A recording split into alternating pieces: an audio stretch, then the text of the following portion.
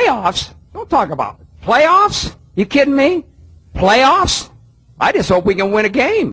Money, money, money, money, money, money. I'm rolling in the money, money, money, money, money. I get that fast money in a. I get that fast money in a. I'm rolling in the. Hello and welcome to Sharp Bets and Fantasy Sets, a wild card edition of Sharp Bets and Fantasy Sets. I'm your host, Nick Fiorentino, and alongside me, as always, our big-time Tim Sikora at the Twitter handle, Fuck Adam Gase. Tim, how we doing? Let me tell you, boys, it's a great week to be a Jets fan. Not only are we number 2 pick, but we're number 2 out on the golf course. Something that I can support the Jets with because that's something they're actually going to be good at this year. Cannot wait for the draft next season. Fuck the playoffs. Do we really need to talk about it? Not really. Actually, there's one thing we do need to talk about, and that's how you can win $25 very, very, very easily. And that's the DK no-brainer. Guys, if you don't listen long, at least you listen to this. Win $25 very, very quickly. Put the no-brainer bet in. As soon as somebody scores a touchdown this weekend, free $25 in your pocket with DK. Nothing more I could say. Yeah, so the no-brainer he's talking about, he mentioned and alluded to already, is plus 100 on any team over the weekend scoring a touchdown. So unless every game in the entire wild card weekend is just field goals and safeties, you will win $25 guaranteed. Then you could take that $25 and you could turn it into maybe $1 million. Who knows? But listen, you could if you go in the millionaire maker. Go ahead. If you saw my reaction to Adam Gase getting fired, we posted it everywhere on Twitter. I'm not doing a recap of it.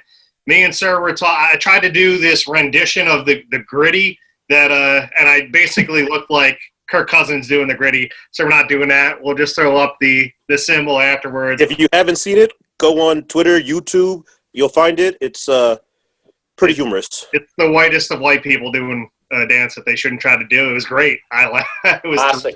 It was classic. Isn't Gritty the name of the Flyers mascot? Is that Gritty? That's him, Different right? spelling, but yes, you're correct. You probably look sir, like... Right, sir, the dance is double D. Nobody watches hockey. What's wrong with you? Why did you ask Sir for the spelling of a dance? Why couldn't you ask me? Because I know that Sir knows the dance and not the two white guys. Sir, what's going on, buddy? How you doing? Thanks for repping the TruExact radio name and the. Yeah, you already know. But for the brand, you know what I'm saying? Man, I'm doing all right. I'm a little sad. Regular season's over. You know what I'm saying? But I finished it off strong in DFS. You guys follow my lineup, you made some money. Kirk Cousins balled out. Justin Jefferson, Derrick Henry, Jonathan Taylor did all right. But, I was enjoying the games, and then the Sunday night game was watching.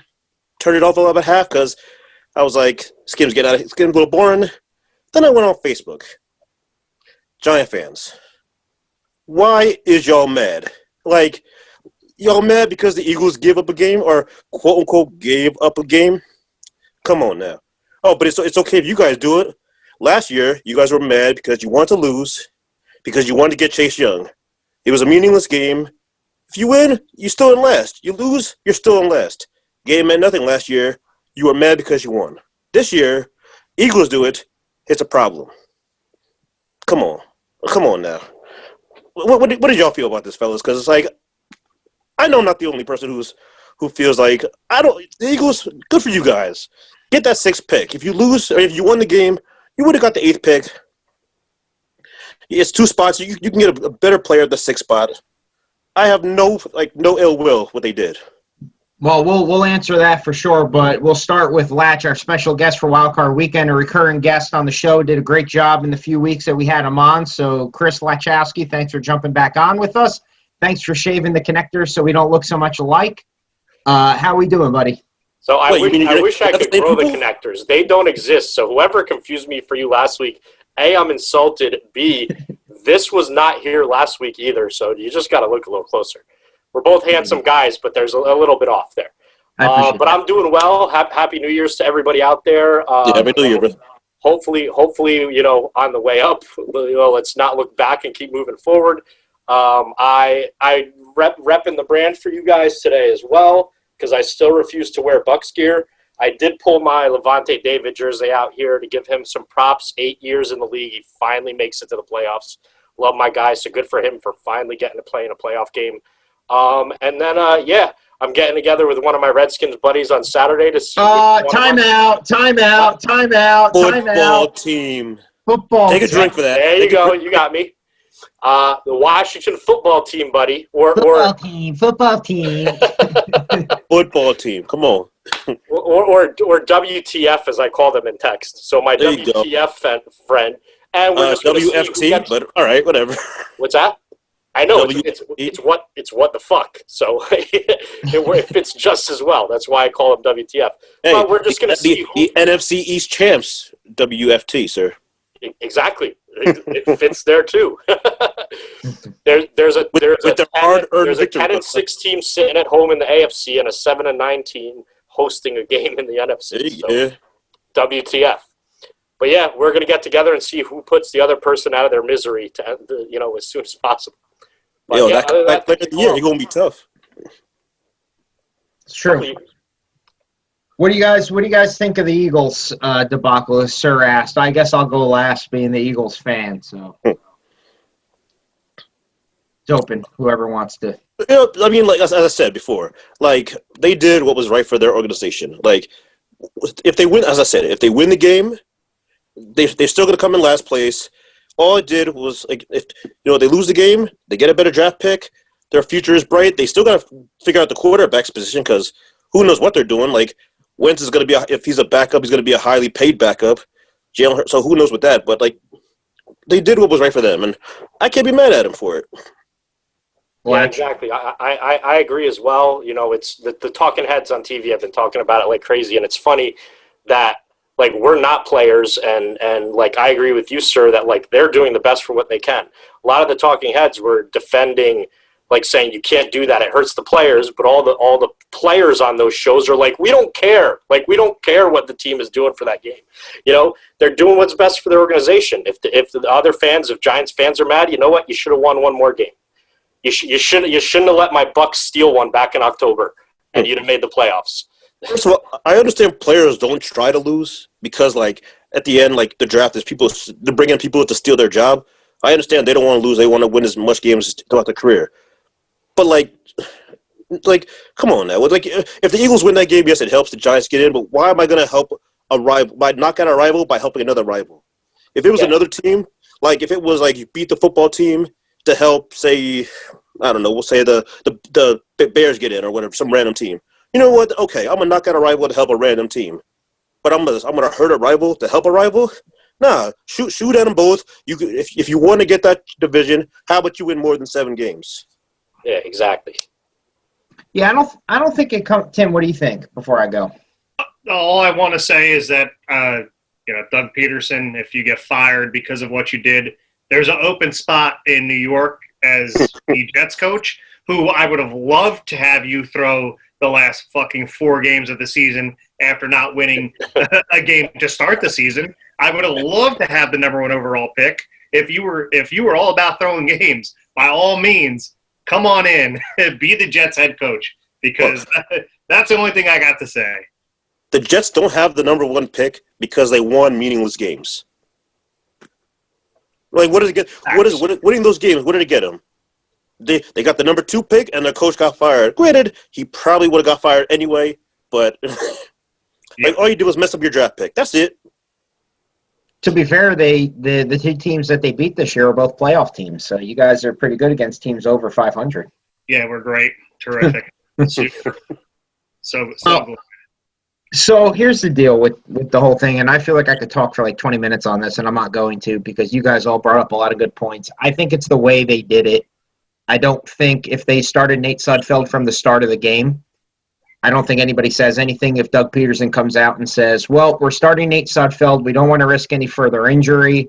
That's what we're doing. I don't think anybody would say a word. I think it's a fact that they were in the position to win the game and decided at the worst possible time on a primetime game, and that's not their fault. The NFL should have never put that game in prime time. They had the Bears and the Packers. They had so many other games. They could have even put the Rams and the Cardinals, even though for most of it, it was two backup quarterbacks. So they were playing for something, and you put in a game where one of the teams that only has 4 wins and wasn't playing for anything, and they move up 3 spots in the draft because they lost the game on purpose, and I don't care what anybody says. They put Nate Sudfeld in to lose the game.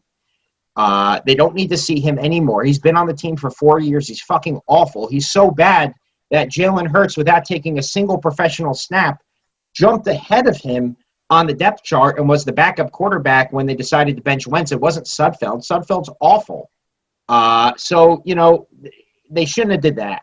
And, Giants fans complaining. Nobody gives a fuck about the Giants or their fans. Like, who cares what the Giants players are saying? Catch the ball against the Eagles, Ingram, and then it's a non-issue. Nobody says it. Don't worry about what another team is doing. Worry about what you're doing. Win the games. But that being said, if I was a Giants fan, I would be pissed off too. I mean, it's just 2 years ago, the Eagles coming off a Super Bowl win needed the Bears to win a game where their seed was locked up no matter what. And they ended up playing the game, I believe, against the Vikings and beating the Vikings in a game where they didn't need to win it. And because they did that, they faced the Eagles in the first round of the playoffs in the wild card weekend. And, of course, they lost 16-15 on the double doink by Cody Parkey. So, the thing that's annoying is, and it's my heart telling, I can't stand Doug Peterson. I don't like him at all. And I don't like Howie Roseman. And, yeah, they moved up 3 points. Wait, Dougie P got you a Super Bowl, though. Doug Peterson got him a Super Bowl, but Doug Peterson got him a Super Bowl by being an aggressive coach that in the Super Bowl, the 2 times he went for it on 4th down, they were successful on getting it. If they missed either one of those, whether it be the Philly special or the 4th down late in the game in their own territory, if they don't convert that, they probably lose the game. And I saw a couple people say, well, he was throwing it already because he went for it on 4th and goal. Well, if he's going for it on 4th and goal, and first of all, if Jalen Hurts makes a better throw, they take the lead in the game. So I think at that point, he was still trying to win the game or at least put them in a position to win the game. I don't think the decision came from him. I think the decision came from above. So to listen to people like Joe Judge say, I would never do that. You'll do whatever the fuck your owner, whatever Mara tells you to do, you're going to fucking do. Because you're the coach. You're not the owner. You're not the general manager. You don't have a say in shit. You have a say in putting the lineup in, and you barely have that. Because the general manager has everything to do with that. He puts the lineup on the field. He gives you the players to do it. So you have no say in anything. I appreciate him being more talkative than Bill Belichick, but he's not Bill Belichick. You won 6 games. You fucking suck until otherwise noted. But he capitalized on, getting all the Giants fans and the media to say, rah, rah, Joe Judge. Anybody with half a brain knows he'll do whatever the fuck Mara tells him to do. That's just the nature of the business. In the end, it doesn't matter because the Washington football team is in the playoffs. And, I kind of think, and of course my heart was on the Giants in that scenario because I had money on Giants playoff futures. So I was rooting, you know what I mean? I was rooting for the Giants playoffs too. It didn't work out. And, Howie Roseman moves up 3 picks in the draft. Well, what about Howie Roseman's drafts over the last 7 years has given anybody any comfort in knowing that he's going to make a great pick? He's had 1 Pro Bowler in 7 years, and that's Carson Wentz, and he's not even going to be on the team next year. So he's a horrible drafter. So I don't necessarily know what they think they're going to get from 6, and I don't watch college enough to really know. The linebacker from Penn State, Parsons, sounds pretty good, but who knows? He'll probably fuck it up. Nick, they'll probably draft the guy at 6 that they would have gotten at 9 if they won the game. Yeah, it's just. All right, so Nick, hear me out. I understand that Carson Wentz was a healthy scratch and whatnot.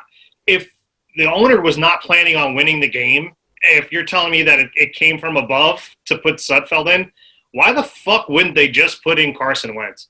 And let Carson Wentz play the whole game and get whatever his minimal stock is in trading up just a fucking little bit. Because right now, I think me, Sir, and Latch could throw in a couple pennies each, and they could be starting for our flag football team next year if we really wanted to. I mean, I don't get it. If your plan was to lose the game, from the start, at least put Wentz in there, and either he's going to play just as bad as he already did, and they're still going to get nothing for him, or he's going to prove that he still could be an NFL quarterback.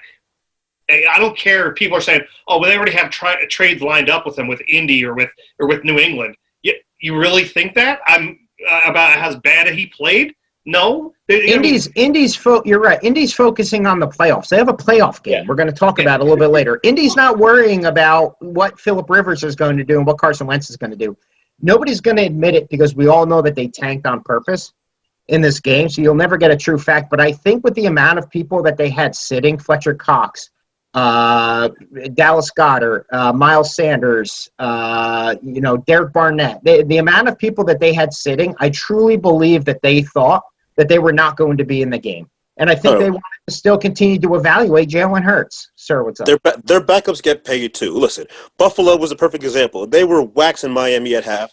Then they took, well, not me wax, but they were up like 14, I wouldn't say. They took out most of the starters. They took out Josh Allen, and they kept waxing them. Like, their backups get paid too. So even though they pull Hurts, Sudfeld's still collecting a check on the 1st and 15th. If all the people that you mentioned, that's sad. Like, the Niners had all injuries, and their backups came in. They got a check. They played well. So, like, I don't really take that, just because everybody sat, they were trying to lose. Like, the players they put on the field were still trying to play hard. You know what I'm saying? Yeah. I'll say one more thing, and then I'm not going to, because we don't want to talk about this the whole time. Week 17 is over, but and for all of us, outside of Latch, all of our seasons are over. But the whole idea that, like, tanking, losing a game on purpose or sitting your best players to lose a game purposely for the benefits of a draft position versus doing it because you want to rest players for a competitive edge in the playoffs, it's a two-way road. And to me, it's like, who's any expert, anybody to say, like, oh, it's okay to do this for this competitive edge, but it's not okay to do this for this competitive edge. Everything's a competitive edge. They're going to do whatever they can do to win a game. We've seen people cheat on the field to win games. We've seen people do all kinds of things just to get a competitive edge, whether it be performance-enhancing drugs, whether it be inflating or deflating footballs, spying on people, a million different things that people do to get a competitive edge. So if somebody wants to purposely lose a game to get a competitive edge, then they should be allowed to do whatever they want to do. The one thing I'll say is that they should have just played Nate Sudfeld from the start of the game. They shouldn't have did it the way they did it because it's just not a good look. As a fan of a team, like, I mean, we're speaking as fans because, like, we're not getting paid by the team. But, like, speaking of a fan, like, I want once my team is knocked out of playoff run, I want them losing to get a higher pick. Like, last week, my Niners, they played Arizona on Saturday, right? They ended up winning the game. What did they get them? Not a damn thing. You know what I'm saying? All I did was move them, like, toward the middle of the draft order. Like, they won the game, and it pretty much, like, it kind of helped aiding Arizona not making the playoffs, but, like, it helped in the grand scheme of things for the Niners. Did nothing to help them out. I feel bad for the guys like Jason Kelsey, who's been a leader on the team for so many years and goes out and plays hurt because they ask him to play hurt. Every team does.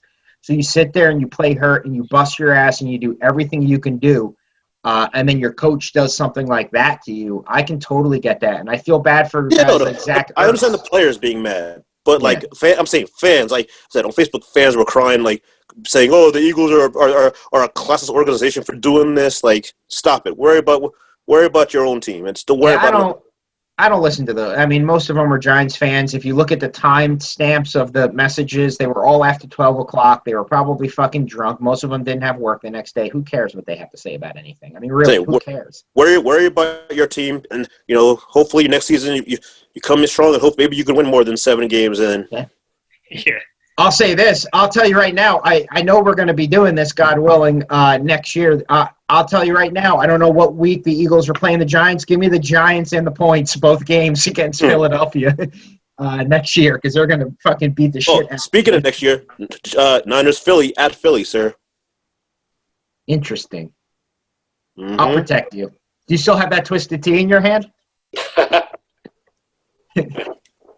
Yes. There you go. You can protect yourself. Shout out to my man protecting the brothers' names. You know what I'm saying? Shout out to him. There's coming strapped for that game. I'll cheers to that. So, yeah, that was a long-winded intro, guys. I didn't even get into all the other stuff, so we'll rapid-fire that real quick. We're on Twitter and everything at SBFS Show. You can find us on YouTube on Wednesdays, and we will be on iTunes on Thursdays. We will be talking on Mark's side of the ring. I'm sure I'll be arguing with Fred and Miguel about how fucking stupid it is to have Bill Goldberg fight for a title in 2021 now. And then on the TruExact show, which is going to be dropping on Friday, they're going to be talking to 7-time Guinness World Record holder and 2-time World Cup of Trick Shot champ Florian Kohler. Florian moved from France to pursue his dream of billiard trick shots when he was younger, and his story is pretty fascinating. So tune in to hear all about it on Friday. His handle is @Venom Trick Shots. So that's all I got, guys. We got a lot to talk about because we are in, they're calling it Super Wildcard Weekend because there's now 6 games on Wildcard Weekend instead of the typical 4. And we're going to get right into it, guys, if you guys are ready. And we'll start with Saturday at 1 p.m. We have the number 7, 11-5 Colts, who are plus 6.5 against the number 2 Buffalo Bills at 13-3. Buffalo coming off 6 straight wins. Indianapolis coming off 5 straight wins. The over-under is at 51. Temperatures look like they're going to be pretty cold. I'll start as the reigning, defending champ of primetime picks. Who would have thought that it would be me? I'll say, since it's the primetime part of the show, it is time for shots. Oh, now you remember, huh? Yeah. Okay. I did remember.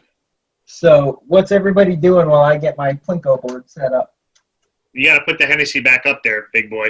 I was hoping you wouldn't notice. Since I'm missing one, if either one of them land in the center, I'll do Hennessy no matter what.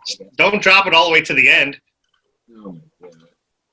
Still got the Hennessy. Things are coming up, not Millhouse.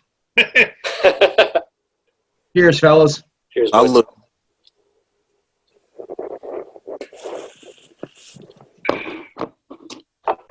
Hey, while we do the shot, before we do our picks, Nick, are we dropping our we're going to do Twitch on Saturday?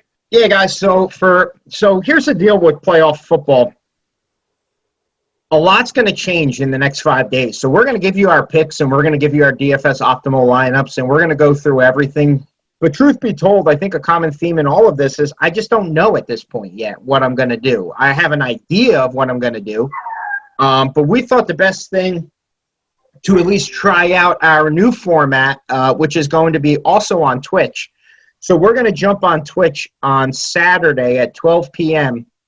To really answer any DFS questions you guys have. If any last-minute bets, we're going to talk about prop bets, anytime touchdown scores, just anything we could put together for you guys to try to get some points and try to win some money. So that's what I have. So we're going to do that on Saturday at 12 p.m. Eastern. You can find us on Twitch, and you can use the hashtag SBFS Show, and you could tweet us at SBFS Show, and we will answer any questions that you guys have. So that being said, I'll go with my picks. This game is tough, man. It's, like I said, Buffalo continues to increase in betting value week after week. I feel like it wasn't long ago where I was kind of talking myself into taking New England in the points against Buffalo, and we saw how that turned out. You know, Indy's O-line isn't very healthy. I look at what Pittsburgh did to them in the second half of the game. You know, they had such a big lead, and then Big Ben goes off for over 350 yards. Rivers is old. I hate playing the narrative that, you know, old man Rivers, they're going to try to get him one before he retires. All indications are that he's going to retire at the end of the year. I just can't see myself not taking Buffalo laying 6.5. And I would take the over on this at 51. I started to think after I made this pick, like, what points would I need to find any kind of value in Indy? And I feel like I'm looking at, like, maybe 9. I think I would start to look at them at 9. I mean, Buffalo is just red hot right now. I think they're playing with something to prove. They're playing at home. Indy's defense was pretty good early in the year, but then they're giving up a ton of points to teams, quarterbacks. Who's been more red hot than Josh Allen? And we'll talk about that during DFS lineups. 15 touchdowns over the last 5 games, 2 interceptions. I'm taking Buffalo minus 6.5. I reserve the right to change my pick on Saturday at 12 o'clock noon, but right now at minus 6.5, I'm taking Buffalo and I'm taking the over. I'll tell you this, if you could find a tease that you like, I love teasing Buffalo down to getting half a point, but I don't know if I'm teasing this week. Tim, we'll jump to you first, or second, I should say. What do you got in this game? You can tease all you want. I'm behind you on both of your bets. I mean, there's not a hotter offense in the NFL than the Buffalo Bills. They are the wagons. They're circling. Yeah. I can't find. They're throwing the ball. They're running the ball. They're a complete team. Indy is. They have the record that says they're a good team, but are they really a good team? They've been one of the shakier teams getting into the playoffs. They basically got a bye last week playing Jacksonville, who had, speaking of teams with nothing to play for, showed up like they had nothing to play for. Almost blew that game too. Yeah, I mean I can't find a reason why the Bills are not going to just stomp the Colts. You're asking about value. Maybe if it was 10, 9 or 10, something. It's got to be over a touchdown. I don't know. I'll take the Bills all day minus 6.5. Latch. Yeah, I mean, I'm in the same boat. I got to agree with both of you guys on both bets. It's frustrating to me because there were a lot of teams we talked about last time I was on that I had future financial goals of coming into the playoffs, and the matchups just fell so not the way I wanted them to fall. Because Indy's defense has slowed a little bit, but they're still opportunistic. And if they were playing the Ravens, I'd probably be interested in the Colts in that game. If they were playing Pittsburgh, I would definitely be interested in them. But Buffalo's offense is just running so well that being an opportunistic defense against them isn't enough. You have to be a good defense and stop them. So I'm the same way. Got to lay the points, and I'm going with the over. Sure, agree or disagree? Buffalo might not only win this game, they might win the whole conference. Like they might rep the AFC in the Super Bowl. Since week 9, the Bills are 8-0 against the spread. Like Josh Allen and I would say 6 straight games of double-digit victories. Like they've just been blowing people out. Like the offense is clicking, the defense is playing well. Even the special teams, they ran back a punter, a kicker, last week. With that said, give me Buffalo minus 6.5, and I'm gonna go toward the over because I'm not going to bet an under in a Buffalo game. Like they put up points at will, and the Colts can score too. I mean, don't get it twisted. With Jonathan Taylor, if you had him in fantasy, you did all right. Yeah, really. People, T.Y. Hilton has a little bit of a resurgence, but no, still, you can't bet against the Bills right now. Here's the thing. Otherwise, I'll play devil's advocate to all of us because we all are in agreement to this. But in week 9, the Colts were laying 1 point against the Baltimore Ravens, and you fast forward 8 weeks later, and they're getting 6.5 points against Buffalo. It just seems weird to me that a lot of things can happen in 8 weeks. Yeah, Buffalo is so improved, and if with matchups, if the Bills were playing the Ravens this week, I bet you it's only 3.5, and I'm probably taking that points if not betting the money line. But the Bills are just, like we said, they could win it all. They are probably playing the best all-around football of any team in the playoffs right now. And I'll be double devil's advocate. Yeah, easy for me to say. Jonathan Taylor has been a fucking monster. So if they can get him going, control time of possession, keep the game close by limiting the possessions that the Buffalo offense has, there's your wrench in the armor. That could totally change his game. I don't see it happening. I don't predict it happening.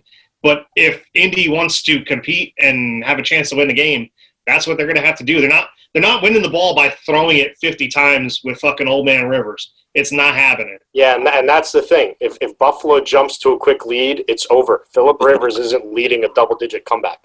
Yo, Yeah, the best way to hold down a hot offense, keep the ass on the bench.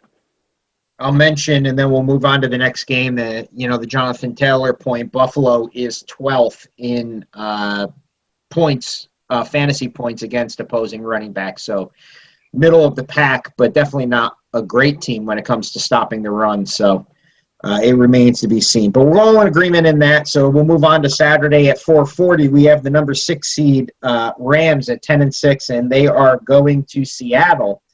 The number 3 seed at 12-4. The over/under is 43, and the Rams are getting 4 points. We don't know who the quarterback is, so it's hard to tell what this line is based off of, whether it's based off of Jared Goff or whether it's based off of John Wolford. We don't know.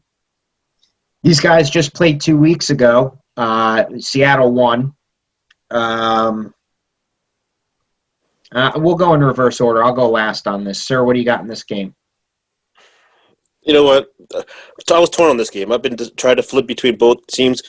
Actually, but the bet I actually really do like in this game, though, I like the under at 43.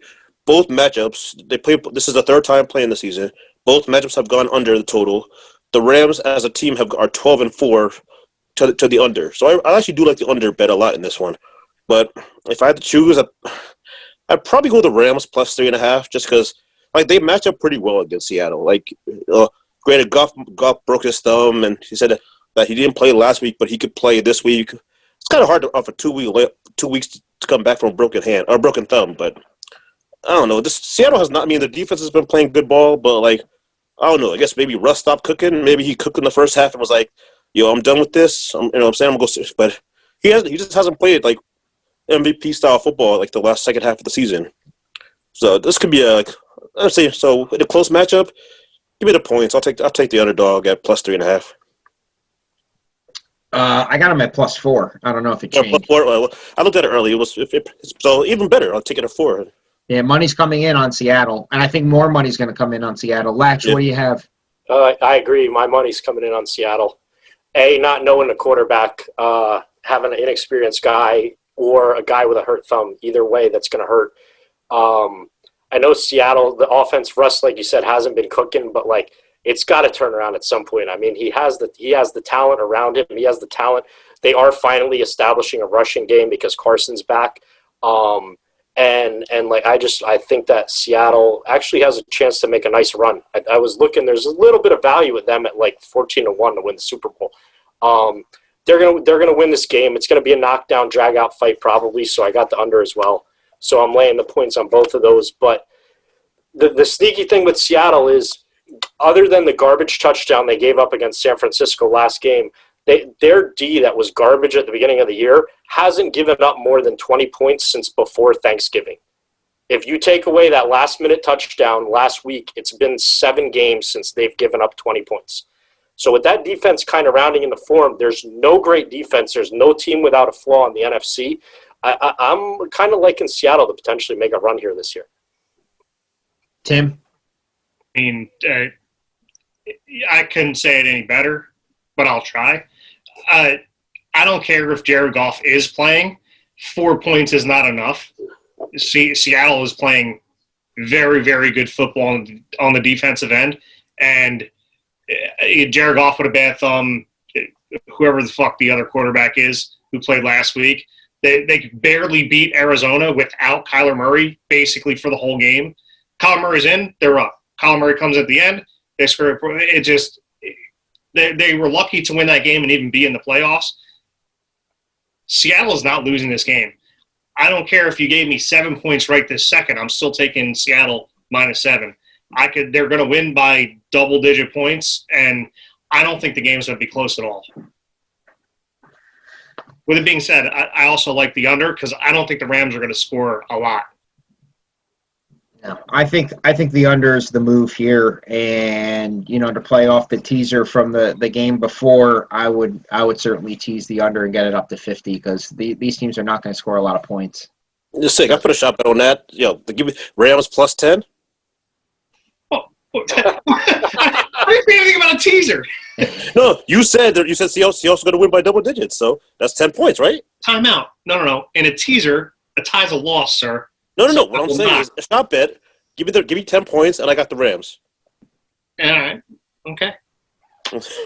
Big booty bets. We're good. Come on, Timmy, you got to negotiate. You could have gotten them to 9.5, man. Real easy. You could have gotten the win at 10. They're going to win by 14, but I'm not saying 14 because they're going to be like, oh, well, give me 14. All right, fine. Yo, give me 13 and a half. You enjoy that double shot of Rumples you have to take. Yo, wait, double shot of Rumples? All right, plus 13 and a half. You fucking lie. I think the Rams are going to win the game. I don't have anything more than to just tell you that I don't think Seattle's just such a boring team. And here's the deal. Yeah, they're going to – I know that their defense has been playing really well, but Seattle's faced the Rams twice, and DK Metcalf has done nothing against Jalen Ramsey. I don't think they're going to be able to score on the Rams. No, he is. I mean, he's hashtag good, but I definitely believe that the game's going to be close. I like the under. I like the Rams at anything over really 4, and it wouldn't surprise me if they won the game outright. I think they're actually a better team with John Wolford than they are with Jared Goff. That's where I'm at with the Rams right now. I don't know. That's where I'm at with the Rams right now. Nick's riding with the QB with a LinkedIn page. Listen, do you just not want Moravik to come and shake her hand next week? Like, is this what you're like? You know he's coming next week. If you bet against his best team in football, like, I'm not. He picked the Rams as his best team in football, and I think the Rams are good at +4. I would take them at plus really any amount of money. Or any plus 10 is an amazing bet, right? The Rams plus 10? Oh, that's money all day. So we'll finish up Saturday. Latch's team, the 8:15 game, the 11-5 number 5 seed Tampa Bay Buccaneers. Tom Brady's Buccaneers laying 8.5 against the Washington football team, the number 4 seed and 7 back door, winning the division by beating Nate Sudfeld's Philadelphia Eagles. As I mentioned, Tampa Bay is laying 8.5, and the over/under is 45. Latch, we'll start with you. It's your team. What do you got? I gotta lay the points with my team, I guess. As disappointing as it is, the Washington football team. They still have a struggle at the quarterback. They're already talking that they might have to rotate guys, that Alex Smith might not be able to play every down, this and that. Tampa Bay's offense is finally starting to click, and I think they're going to run them off the field. I know that there's going to be some pass rush. There's going to be a little bit, getting to Tom Brady, but I just matchup-wise, I can't see Washington putting up points either. So I got Tampa laying the 8.5, and I'm taking the over. I like Chase Young coming out today and saying he can't wait to face Brady, and Bruce Arians basically coming out and saying, "Be careful what you wish for." Well, I was just going to say that too. Chase Young was yelling that. He was yelling that coming off the field. They caught him coming off the field Sunday night, going, "I want Tom Brady. I want Tom Brady." You're going to get him. Originally, I thought the football team would make a run, and then I heard Chase Young run to the field. I want Tom. Don't poke the bear. I'm saying, come on. Like, we've seen this movie before, bro. Like, why are you gonna do that to that man? Like, give me the Bucks minus 8.5. Like, Brady's gonna tear these boys up a new one. Like, don't do that to them. You know what I'm saying, like, yeah, Mike Evans got a little banged up. He's but with Evans and Godwin and AB and Gronk and the run. Come on, don't do that. Don't do that. Give me the Bucks minus 8, and you know what? I'm gonna go with the under 45 just because. I don't know if Washington can score. Like, I don't know if they that's can keep it. up. I mean, that's it. I agree. Washington, again, another stat for the under. Washington is 10-5-1 this season for the unders. Like, they're gonna let him up. You'll be able to go to sleep at halftime. Tim, what do you got? Well, guys, there was another defender who had a nice little post-game interview and came up and said, "Can't wait. Can't wait." And it turned out well for that team. Just saying.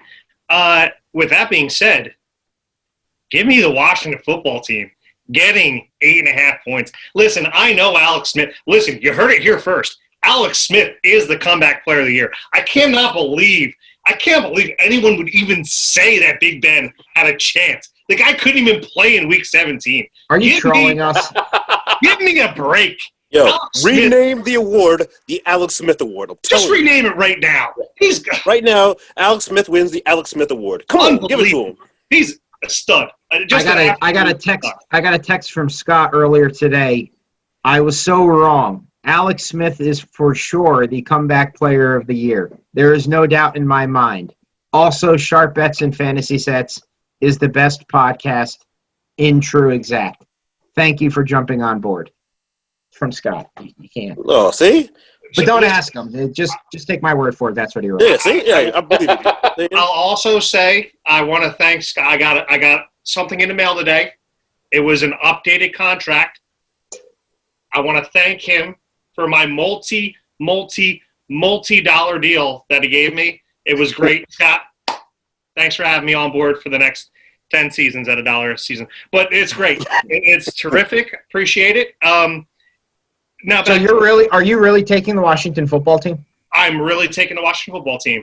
What's the final score if the Washington football team wins the game? Here's the thing. Let me get to my points first. I got them written down like a true analyst would.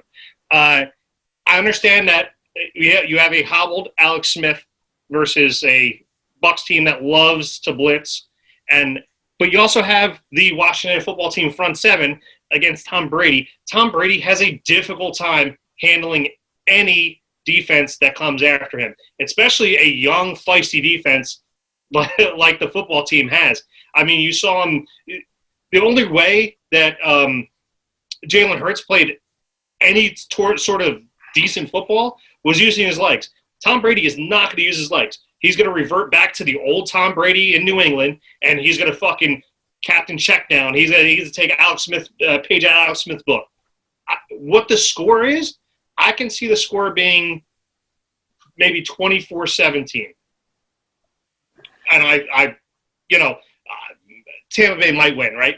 So it's still only a 7-point game. I don't see it being this blowout. Listen, Tampa Bay has looked really good. It's playoff football. Playoff games are always played closer than regular season games.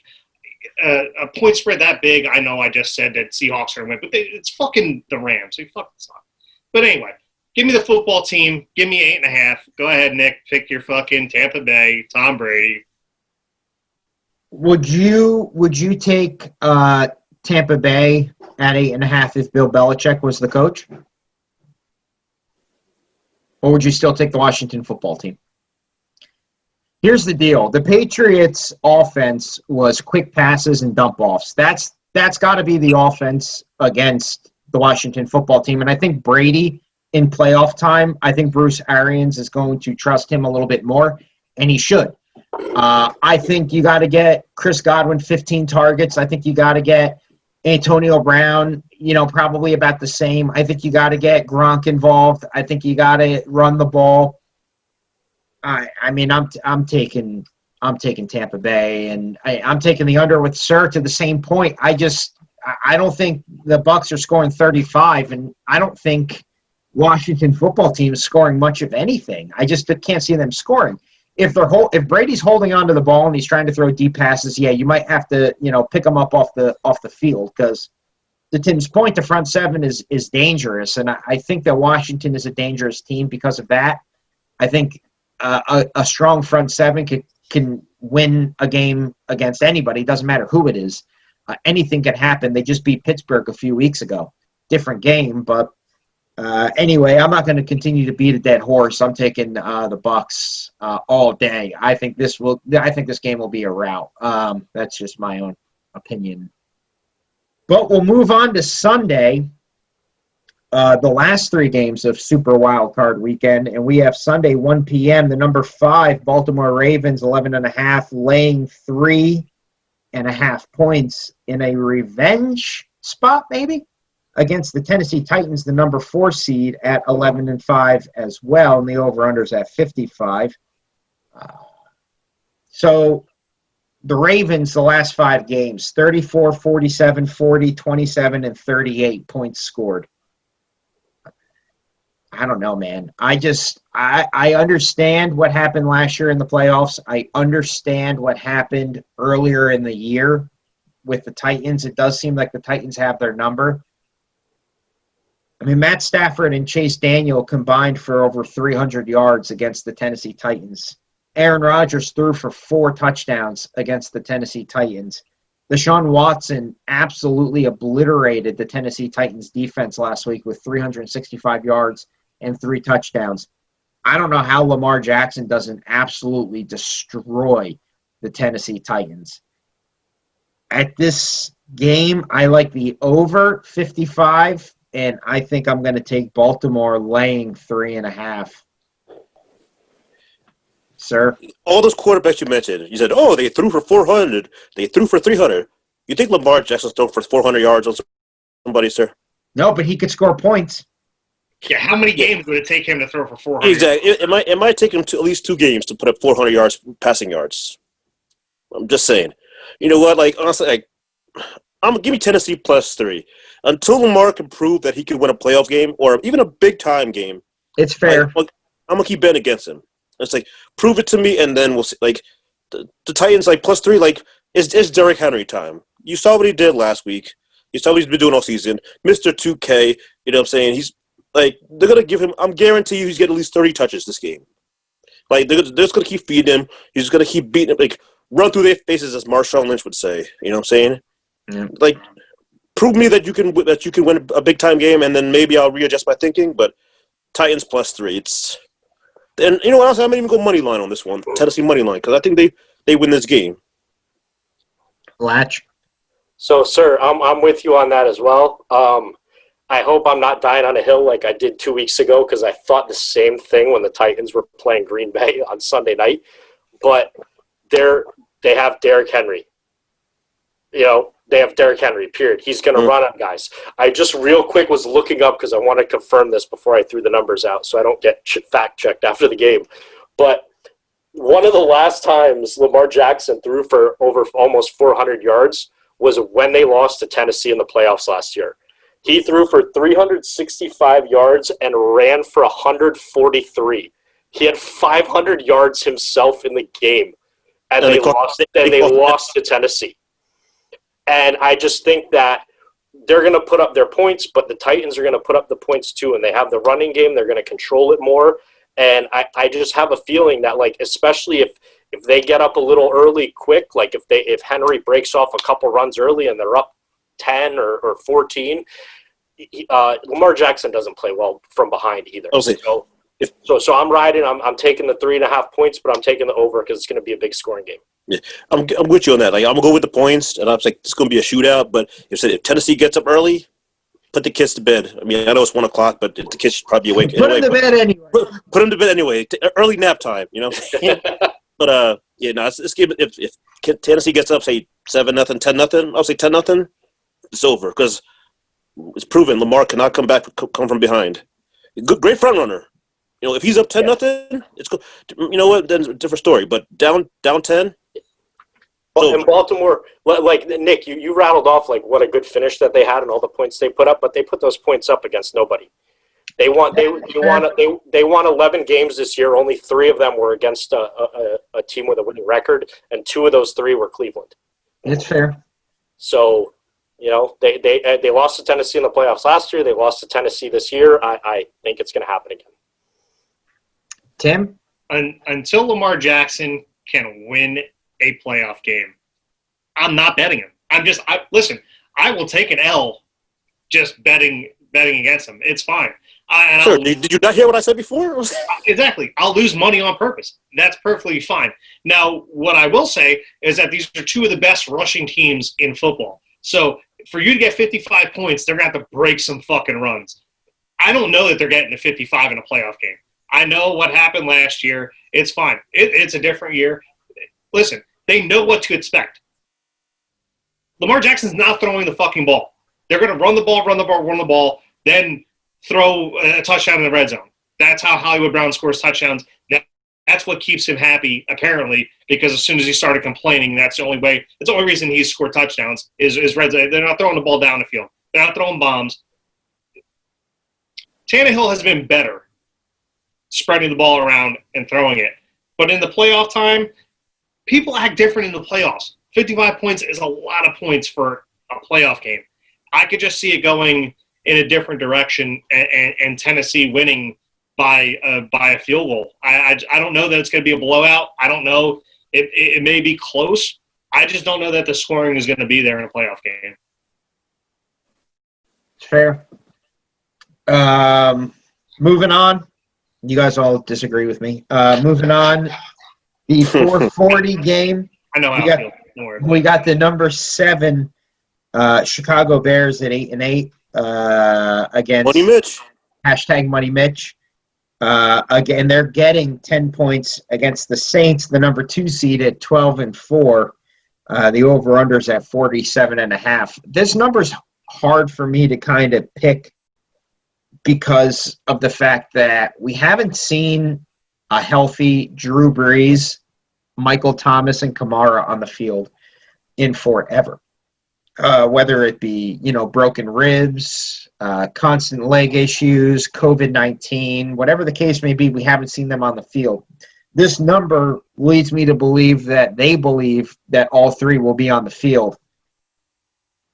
I think if you bet the over, the only outcome could be that the Saints are going to absolutely rout Chicago, is my opinion. I think, gun to my head, I probably right now would take the Saints, laying the 10 points, and I would take the over. I do think they're going to smash Chicago. I don't think Chicago is a very good team. I don't think Mitch Trubisky. It would be classic Chicago for them to ride with Trubisky into another year, coming off the games that he played well against the shitty defenses that he played well against. I just don't think that they're a very good team. And I think when you get the Saints and all of their weapons back, if they all come back, I think you get a hungry Saints team that's going to put up a lot of points, and I don't necessarily think Chicago is going to be able to keep up. So give me the Saints laying 10, and I will take the over on 47.5.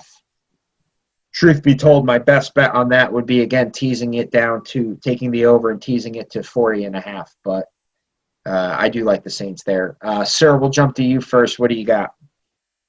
Oh, again, I was torn on this game too because with the Saints, like Kamara's still on the COVID list. Like they said this game was Saturday. He might not play, but Sunday, so he could still play. He's up in the air. Game plan dependent. Mike Thomas is off the IR list, so he could play, but still unsure. So if I'm going to bet this game, I'd wait till closer to game time to find out if they play. But right, I'm going to assume that they play. Tune and if Mike Thomas comes back, what? Tune in Saturday to our Twitch channel. Exactly. Shameless plug. So I'm going to assume that they play, and give me the Saints -9 because at the Dome, all those weapons, and I just don't trust the Bears. What I'm saying? I can't trust Money Mitch. David Montgomery has been balling for them. Don't get me wrong, but he's been doing it against soft defenses. New Orleans defense is maybe not the greatest in the league, but they're not bad. So just give me the Saints at home because usually Drew Brees at the Dome is pretty profitable bet. So yeah. I'm not like I said, I'm gonna wait till Sunday to actually put a bet in, but right now I'll take the Saints. And I'll go for the over as well. If the Bears win, it's going under the total. Or if they so, but I can see the Saints, putting a 30-40 spot on them.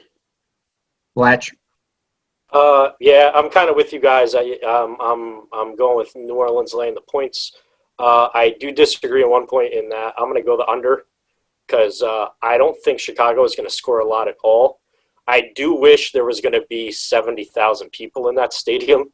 Absolutely. Because then I would alternate line this game to 21 because Money Mitch would just crumble in the Dome in a playoff game.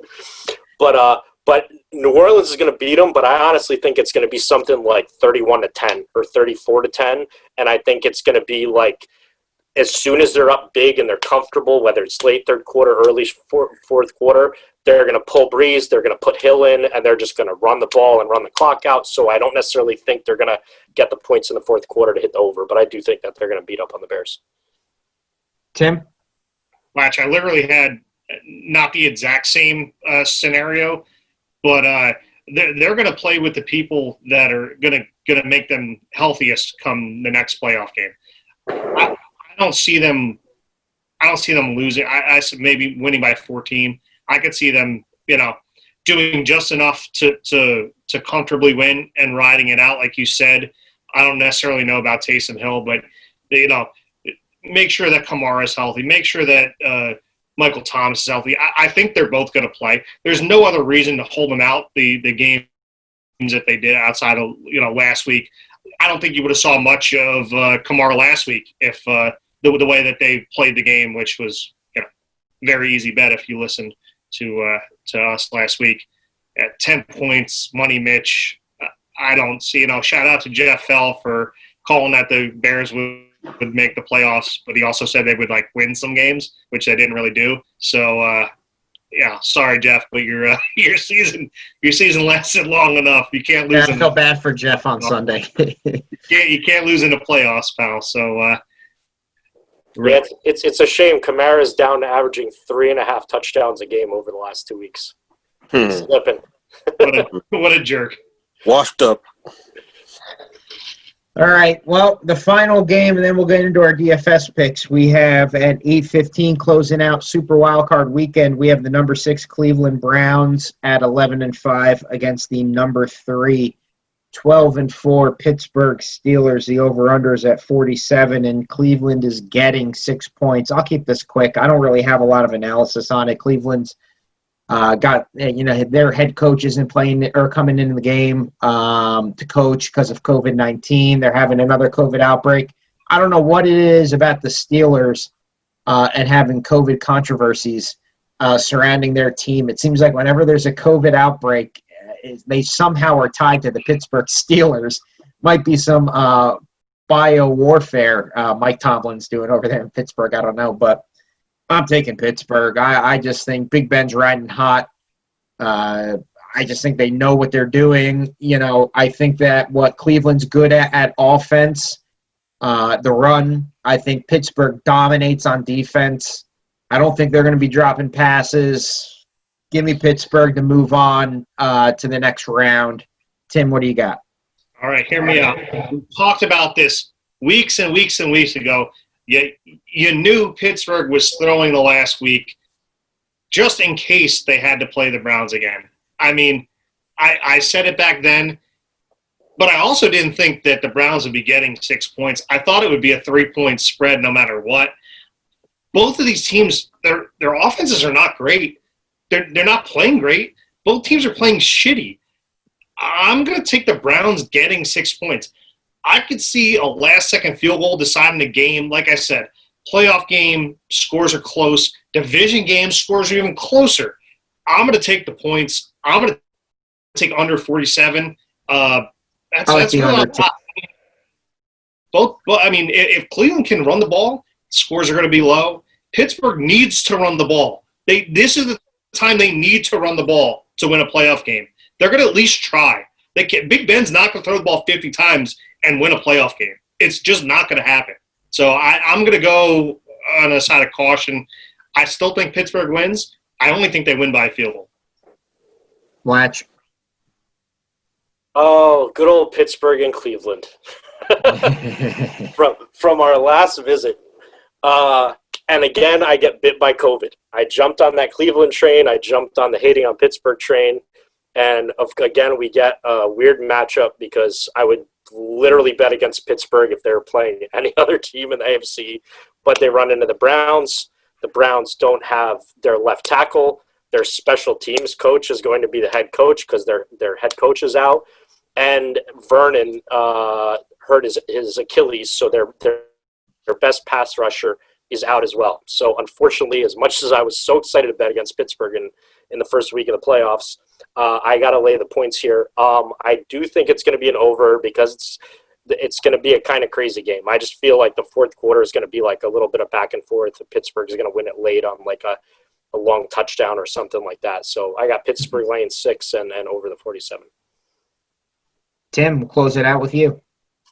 Tim, I'm sorry, sir. Listen, I know you and Latch look alike, but there's a little bit of difference between me and he's got a beard. I don't. It's crazy.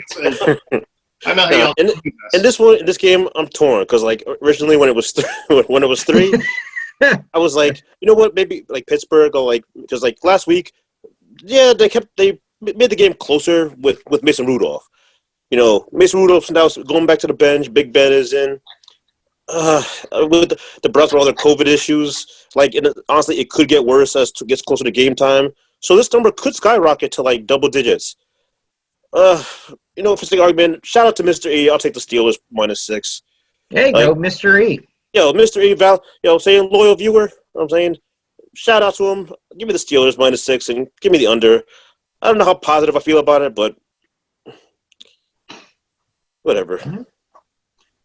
All right. Well, there's the primetime super wildcard week picks from us. We'll move into DFS, and so here's the deal. When it first started, it looked like DFS was going to have 2 3-game slates, one on Saturday, one on Sunday. Now they've since moved it to all 6 games you could bet. I mean, we're basing ours off the 3-game slate, so we all have a Saturday lineup, and then we all have a Sunday lineup. Because it's 3 games each, I think we're going to have a lot of doubles, so we should be able to rapid fire this pretty quickly. I'll start with my Saturday lineup. I think the nuts at quarterback is Josh Allen against Indianapolis at 7,500. 15 touchdowns, like we mentioned before, 2 interceptions in the last 5 games, and that was against pretty solid defenses like Pittsburgh, Miami, New England, San Francisco, and Denver. So I do like Josh Allen there. There's a few other – I mean, I could see Tampa Bay, Tom Brady. I just can't realistically picture picking anybody else at quarterback. I guess if you want to punt, the only option would be Phillip Rivers to me. The other 3, I would not – I mean, honestly, I'm just trying to figure out who Latch picked because I know we all picked Josh Allen. But fucking pick Tom Brady. At running back, his favorite. At running back, I'm taking Ronald Jones against a football team at 5,500. I think they're going to be running the ball late in the game because I do think they're going to win the game. And because they're going to win the game, give me the running back from the Washington football team, J.D. McKissick. He's got to have damn near 40 targets at running back, catching the ball constantly, 10 catches, 8 catches. I mean, it's phenomenal how much this guy dumps off to J.D. McKissick. They're going to lose the game, which means they're going to be dumping off a lot. Wide receivers, I'm going basically my flex position is also a wide receiver. I'm going 2 from Buffalo, and I'm going 2 from Tampa Bay, and it's the top 2 from both. I'm going John Brown at 4,700. I'm going Antonio Brown at 6,100. I'm going Chris Godwin at 7,000, and I'm going Stephon Diggs at 7,000. I mean, I'll be the first one to admit I was totally wrong about the Josh Allen, Stephon Diggs connection. I did not think it was going to be as big as it was. Arguably one of the best duos in all of football. I would have picked them, but you could argue for sure. They've just had an incredible connection. So those are my plays there. And like I mentioned before, I think if Tampa Bay is going to win the game like they're going to win, I think it's going to be a lot of quick passes, a lot of targets to their wide receivers. I mean, Scotty Miller can get involved. He hasn't as of late, but Mike Evans doesn't look like he's playing, so maybe. Tight end, I'm taking Knox at 3,200. Josh Allen will hit him for a touchdown this week for sure. And then at defense, I'm taking the Rams at 2,900. I mean, I just think that their defense is sound against Seattle. I think that game is going to be close. I think they're going to play sticky, +4. That's my lineup. Sir, we'll jump down to you. What do you got? Listen, my bets might not be the greatest, but my DFS advice, not bad. So at quarterback, again, Josh Allen, 7,500. Like I said, between the throwing and his rushing ability, he might run a touchdown in himself. So that's probably the best quarterback on this slate. At running back, a name you've heard me say numerous times, I'm going to get Jonathan Taylor, 7,900. Hey, the brother's been a beast. RB2, I'm gonna get Cam Akers, 5,100. Yeah. Like, who knows who's quarterback in the Rams? Goff, Wardley, whoever's quarterback, they're going to hand the ball off to Cam Akers at 5,100. At receivers, let me get Steph Diggs and John Brown, as you mentioned. Let me get both of them. As I said, the Bills are going to put up points. This has the highest game total. The Bills have the highest team total. Right. But you should always stack those. Stack the team with the highest point total. Wide receiver 3, I'm gonna go Cam Sims. As you said, the football team's gonna be down, so let me take one of their pass catchers at 3,900. At tight end, Rob Gronkowski. It's playoff time. You know what I'm saying? He came to Tampa for this moment to make a playoff run. So let me get him at 3,900. At flex, I said the football team will be down. Let me get another weapon. Scary Terry McLaurin. He gets targets. You pencil him in for seven catches. What he does with those, who knows? And the defense, let me take Seattle at 2,700. Like, they've been playing good football. They get at least 3 sacks a game.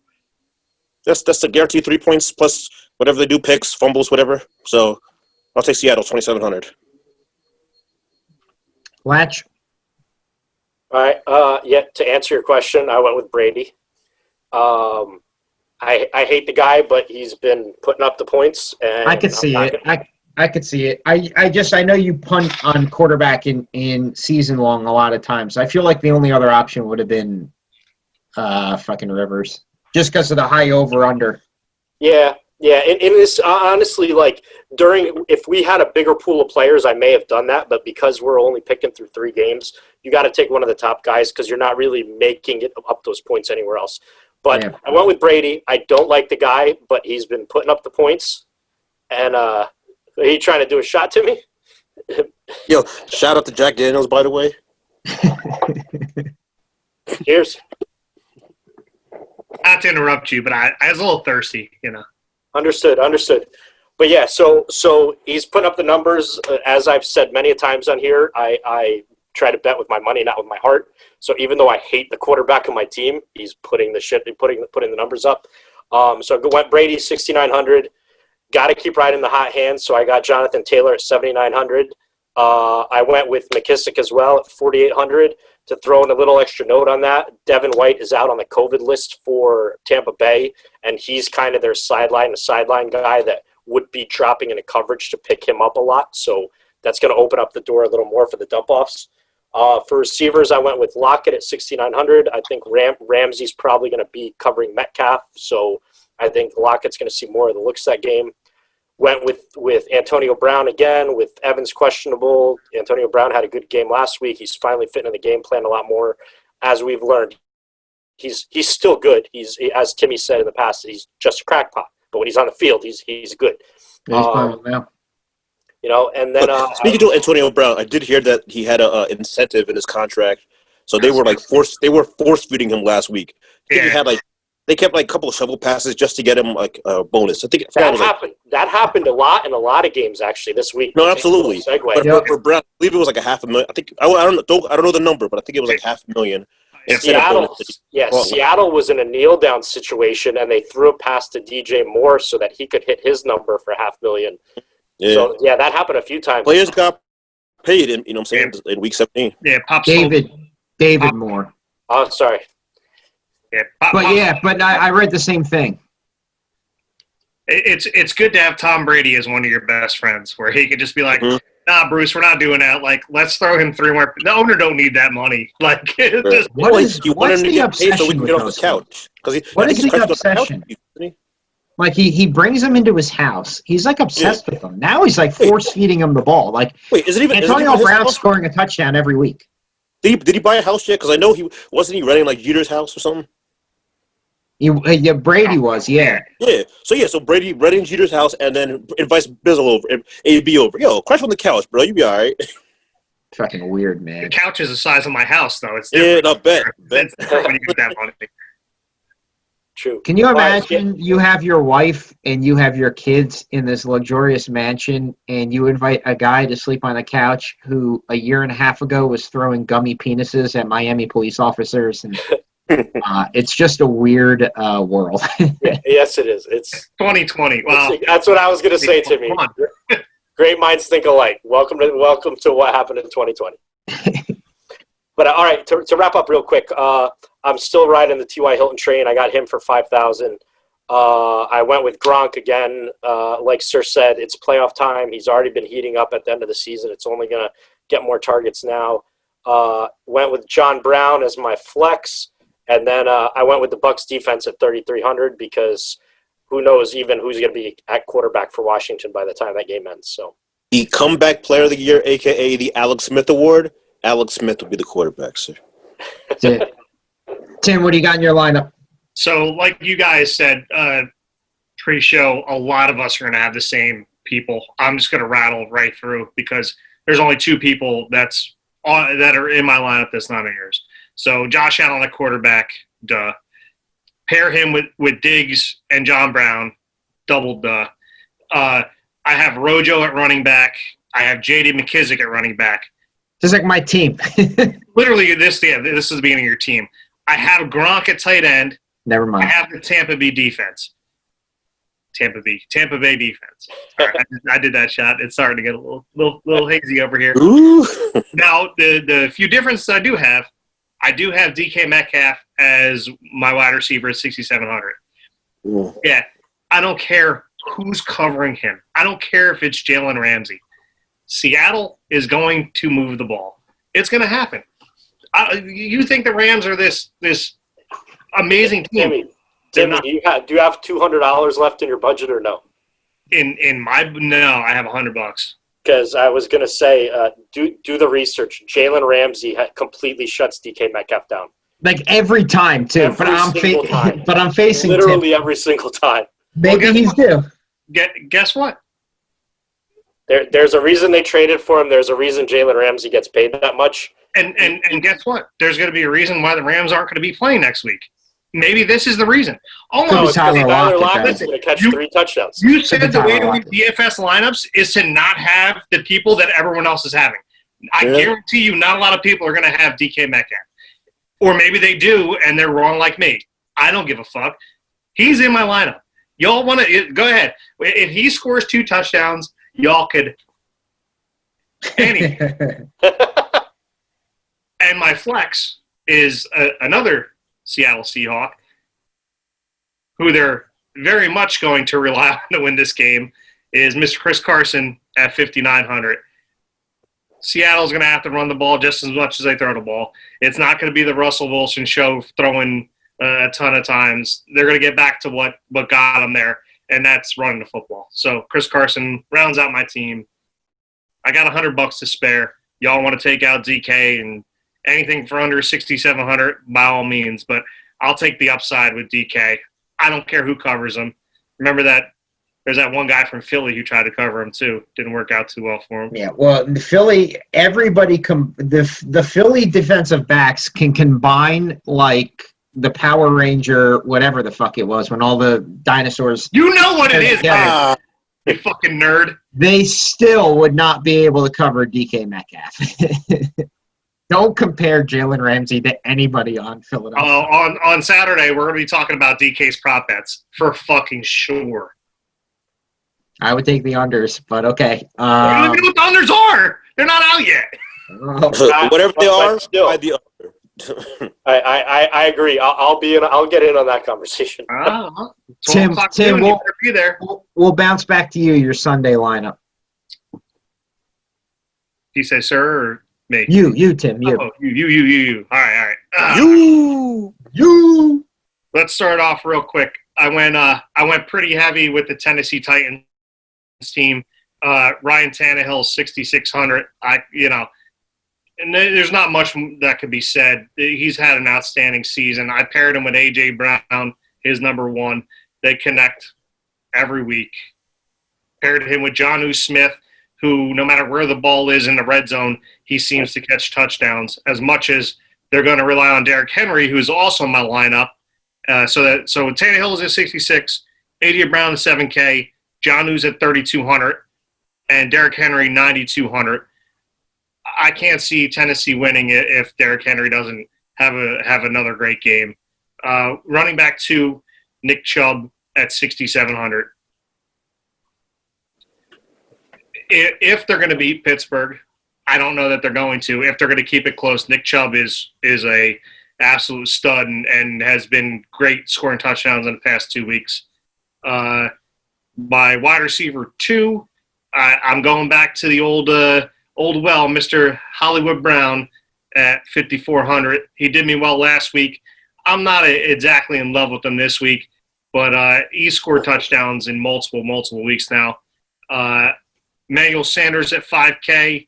The Saints, I don't know how healthy Michael Thomas is going to be. If Michael Thomas plays, I'd probably switch Sanders out and move things around, which leads me to where my flex is. Jared Cook at 4,600. I don't care who plays. I think that's a great play. The Ravens give up a bunch of points to tight ends. They rank somewhere in the upper 20s of points against. And my defense, until stupid quarterback 2,200, the Tennessee Titans against fucking Lamar. Yeah, thank you, Lamar Jackson. And until Lamar fucking shows up in the playoffs, I can't trust him.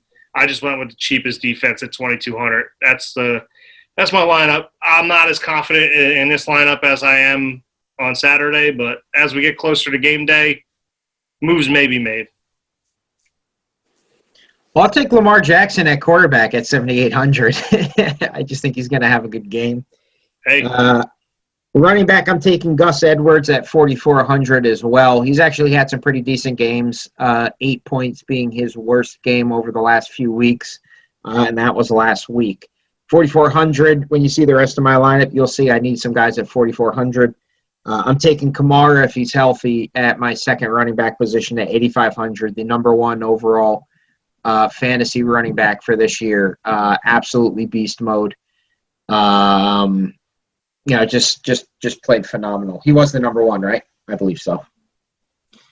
Wide receivers, it was weird to me that Michael Thomas was only 6,300. If he plays, he's going to be catching a ton of passes. It's still Michael Thomas. So I'm also taking Chase Claypool at 5,200 and Corey Davis at 4,800. You mentioned A.J. Brown. Corey Davis actually had a pretty good game against Baltimore last time they played too, and for 4,800, that just seems like a cheap amount for him.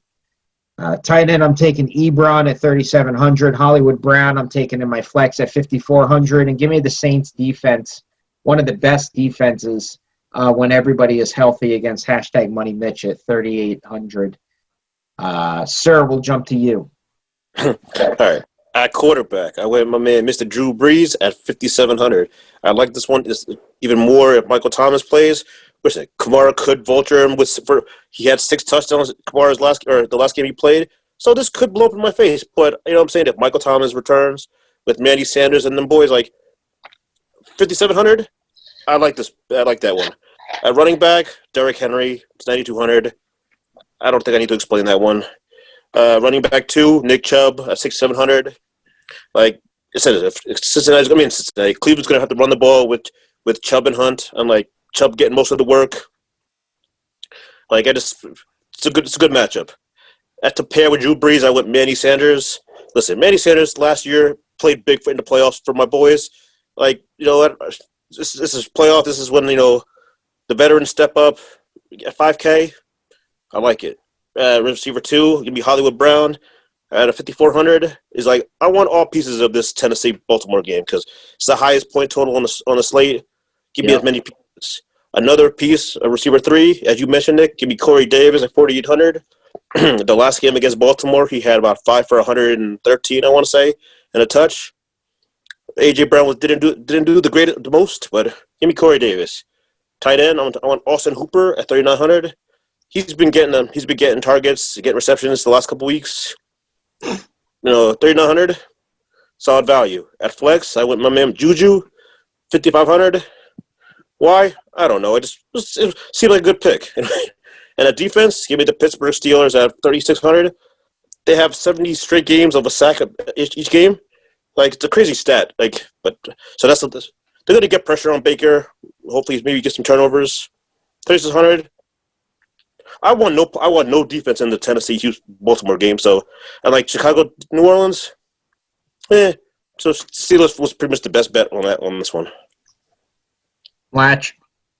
Yeah, like we said, there's a ton of duplicates. I did go with Lamar at quarterback. I'm rooting for him to have 500 total yards like he did against Tennessee last year, but in a loss because I got the Titans. I went with Travis Henry, again, because I love the over in that game and the Titans. Derrick Henry. What? Derrick Henry. Travis Henry battle. Yeah, with his 15 kids. Yeah, so just like Timmy, my shots of Jack are starting to catch up with me a little bit. Travis Henry been hanging with his 15 kids, and I'm saying, yeah. So I didn't have a lot of differences from you guys. One I do have is I went with Latavius Murray at 4,500 as my second running back. Hey, wait, hold on. Nick? What's his name? That would be Tay-Train, sir. Tay-Train. You have to say him by his right name on our podcast. Come on, I didn't even call Gus the Gus Bus, too. I forgot all about that. Gus Bus. But yeah, I went with him. He gets a bunch of touches in that offense. Like we said earlier, if New Orleans gets a comfortable lead, they're going to rest Kamara. He's going to get a bunch of carries. Another difference I had, I went with Allen Robinson at 6,500 as my top receiver. When they get down in that game, they're going to get desperate. They're going to throw the ball a lot. They're going to throw the ball to their top guy a lot. I don't care how many picks that Mitch throws, but the ones he catches, get him points. And then following with you guys, I had Corey Davis as well. I had Rashad Higgins at 4,100. I went with Cook at tight end. I had Gus the Bus as my flex, and the Saints as my defense. All right. Anything else? Anything else on the playoffs, or are we good to wrap up? Go Jets. We covered. I'm gonna get taken out of this at the end of the fourth quarter, so you guys can finish up. But no, appreciate you guys tuning in. Check out the show. Scott now timestamps them, so if you are only interested in DFS, if you watch us from a state where you can't sports bet, you can just check out the DFS stuff. If you're into the sports betting, you can jump on that too.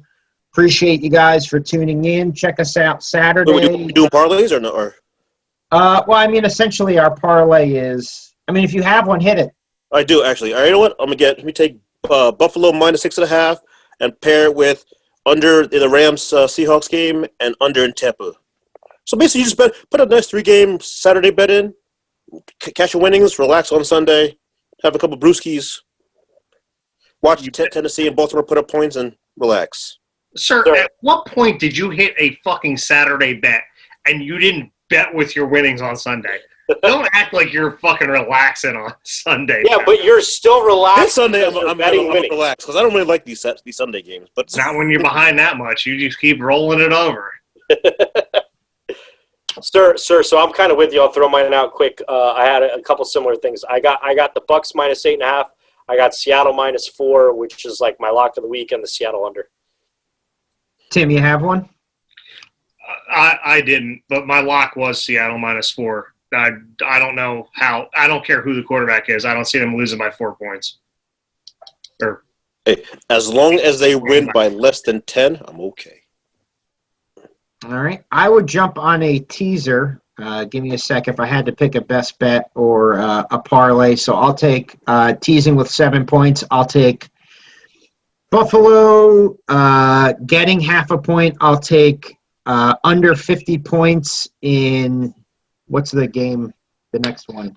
What's that? Rams in Seattle. I'll take the Buccaneers laying 1.5. I'll take the over on 48 in Tennessee, Baltimore. I'll take New Orleans laying 3, and I'll take Pittsburgh getting 1. 6 games plus 424 because it's a teaser. But if you got a lot of money and you want to bet on that, and maybe it'll win. I don't know. Well, Nick, that's what I've been throwing out every week is throw a little money on one of those because they hit. Yeah, I've hit with them earlier in the year. But so anyway, guys, thanks for tuning in. Check us out Saturday, 12 p.m. noon. We'll jump on Twitch, answer any questions, last-minute bets, prop bets, anytime touchdowns, the whole 9. And get ready for the first ever Super Wild Card Weekend. Guys, this is Sharp Bets and Fantasy Sets. Thanks for watching.